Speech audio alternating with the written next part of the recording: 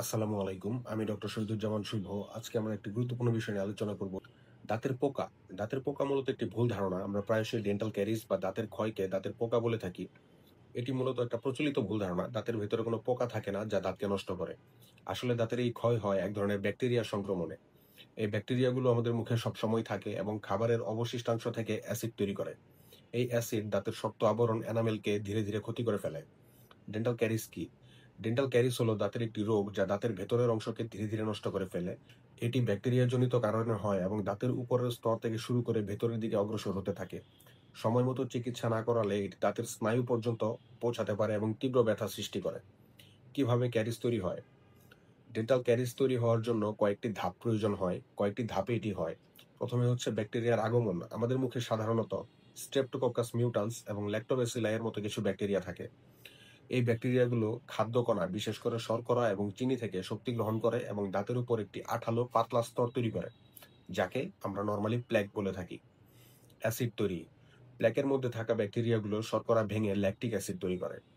এই অ্যাসিড দাঁতের এনামেলকে ধীরে ধীরে ক্ষয় করতে শুরু করে।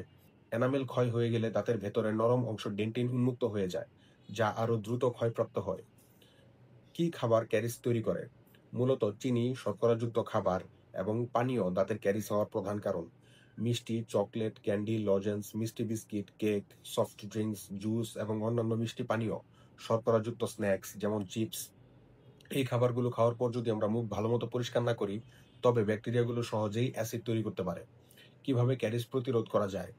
ক্যারিজ প্রতিরোধ করা সম্ভব এবং এর জন্য কিছু সাধারণ নিয়ম মেনে চলতে হয়। সঠিকভাবে দাঁত ব্রাশ করা।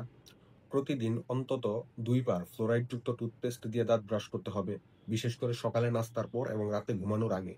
ফ্লসিং। দাঁতের ফাঁকে জমে থাকা খাদ্যকণা সরানোর জন্য নিয়মিত ফ্লস ব্যবহার করতে হবে। স্বাস্থ্যকর খাদ্যাভ্যাস। চিনি ও শর্করাযুক্ত খাবার কম খান। ফল, সবজি এবং দুগ্ধজাত খাবার বেশি খান। নিয়মিত ডেন্টাল চেক আপ। প্রতি ৬ মাস অন্তর অন্তর একজন দাঁতের চিকিৎসকের কাছে যান। ক্যারিসের চিকিৎসা কি? ক্যারিস হলে এর চিকিৎসা নির্ভর করে ক্ষয়ের গভীরতার উপর।